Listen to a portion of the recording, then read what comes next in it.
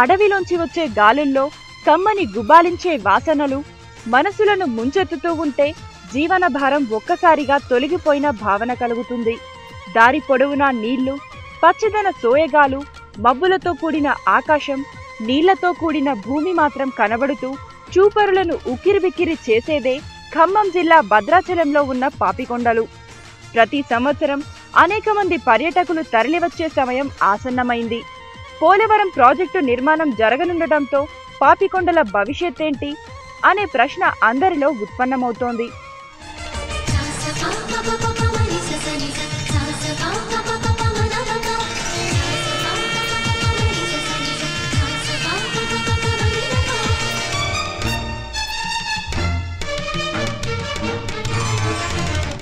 రాష్ట్ర పర్యాటక శాఖ హైదరాబాద్ నుంచి ప్రత్యేకంగా భద్రాచలం, పాపికొండలకు ప్యాకేజీ టూర్లను నిర్వహిస్తోంది.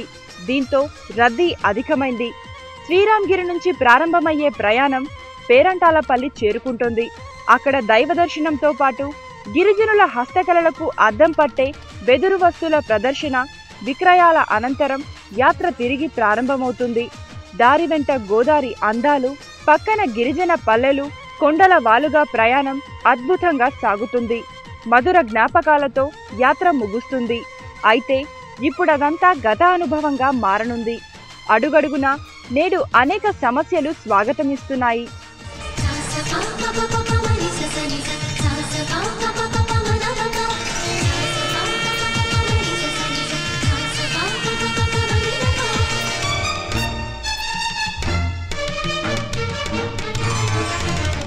పాపికొండల యాత్రకు వెళ్లే పర్యాటకులకు సమస్యలు ఎదురవుతున్నాయి.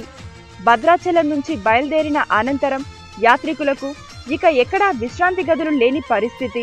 పేరంటాలపల్లిలో బోటు ఎక్కిన దగ్గర నుంచి కొల్లూరు వరకు యాత్రికులకు ఎక్కడా కనీస వసతి సౌకర్యాలు లేవు. యాత్రలో మహిళలు మరింత ఇబ్బందులు పడాల్సిన పరిస్థితి అక్కడ ఎదురవుతోంది. పర్యాటక శాఖ నిధులను కేటాయించి సౌకర్యాలను మరింత మెరుగుపరిచినా ఇప్పుడు పాపికొండలపై నీలినీడలు కమ్ముకున్నాయి. రాష్ట్ర విభజన నేపథ్యంలో పోలవరం ప్రాజెక్టుకు కేంద్రం జాతీయ హోదా కల్పించింది. పోలవరం నిర్మిస్తే పర్యాటక ప్రాంతం మొత్తం నీట మునుగుతుంది. పాపికొండల అందాలు కనుమరుగవుతాయి. ఇక పాపికొండల టూరిజం కథ పోలవరంతో ముగిసిపోయినట్లే.